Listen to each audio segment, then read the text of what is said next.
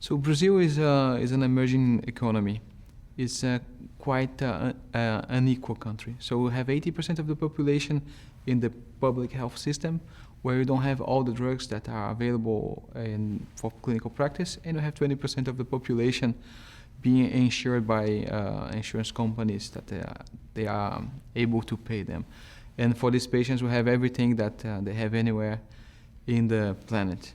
So being an unequal country brings a lot of challenges on how to make the new advances in breast cancer, new advances in science available for everyone.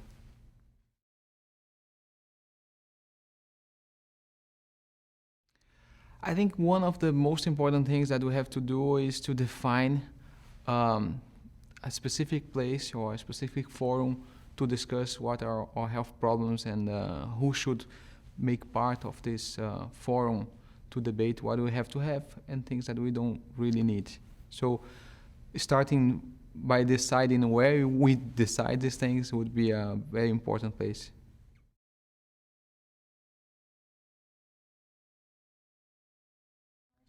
So we in Brazil, oncologists, we work primarily in healthcare. So we are seeing patients most of our times.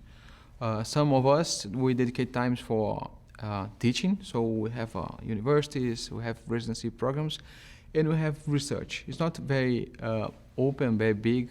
It's not everyone that's doing research, but it's something that is growing. And we have cooperative groups now. We have the LACOG group, the GBCAN group, especially in particular for breast cancer. And we have hospitals doing research, mostly participating in the multinational trials, pharma-sponsored. We are starting to have investigator-initiated trials, which is good, and we're starting to address the problems that we have as a country that may be different from the health problems that they have in developed economies like the United States or Western Europe.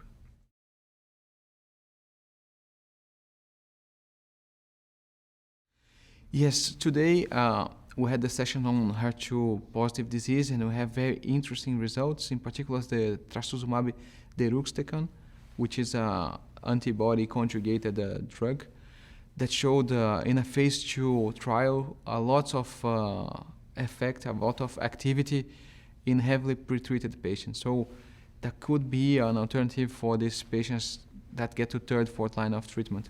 Also have interesting data on tucatinib for patients with brain metastasis, that are patients that are normally not included in clinical trials, and it was quite positive. I see this study with a lot of hope for these patients. And we're looking forward to see the updates in checkpoint inhibitors in immunotherapy for triple-negative breast cancer, and also in CDK4/6 inhibitors.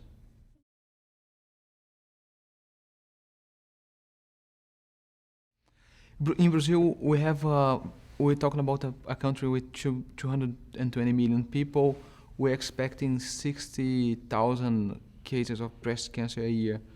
So it's not, compared to other countries, developed countries, the percentage is not so big, but it's a huge amount of patients. If you think there, we talk about 60,000 patients having breast cancer.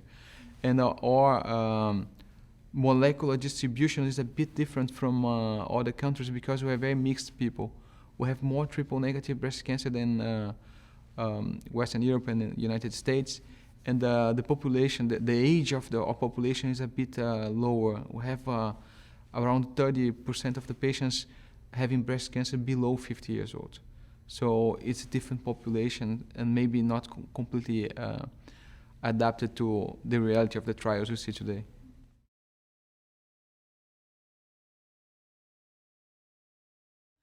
So we have a screening program designed, but our coverage is not so big. We estimate around 20 to 30% only of the patients doing period mammograms.